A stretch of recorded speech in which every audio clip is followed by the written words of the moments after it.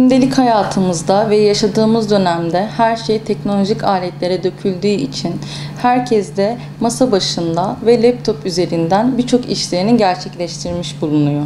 Bunlara bağlı olarak da herkese göre uyarlanmış sandalye, masa pozisyonları ve bilgisayarın ekran yüzeyi bile bizim postür açımızı değiştirebiliyor.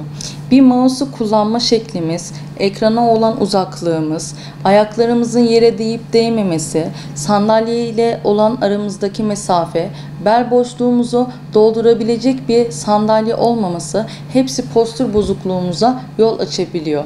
Biz özellikle bu işlerle uğraşıyor isek masa başına geçmeden önce esneme ve germe egzersizlerimizi tamamlamalı, aralarda molalar vermeli ve bu aralarda da o egzersizlerimize devam etmeli. Sonrasında kalktığımızda da daha hareketli bir yaşam sürdürmeye özen göstermeliyiz. Aynı zamanda bu esneme ve egzersiz hareketlerini de yine masa başından kalktıktan sonra tekrarlamalıyız. Oturduğumuz yerde bilgisayara bakma açımız göz hizamızın tam karşısında olmalı. Sürekli mouse'u kullandığımızda bilek pozisyonumuzu değiştirmeli. Bazı zamanlarda bileklerimize germe ve esneme egzersizleri yapmalıyız. Aynı zamanda ayak tabanlarımız yere temas etmiş bulunmalı. Bel çukurumuzu oluşturmamalıyız. Oraya gerekirse ince bir yastık yardımıyla bel boşluğumuzu doldurmalıyız.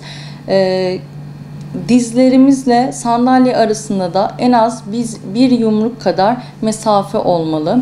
Kendi pozisyonumuzu hep dik duracakmış şekilde kendi nötral omurgamızın farkında olarak işlemlerimizi bu şekilde yapmaya özen göstermeliyiz. Masa başı çalışan kişilerde postür bozukluğu en çok gördüğümüz sorunlardan biri olarak gözüküyor.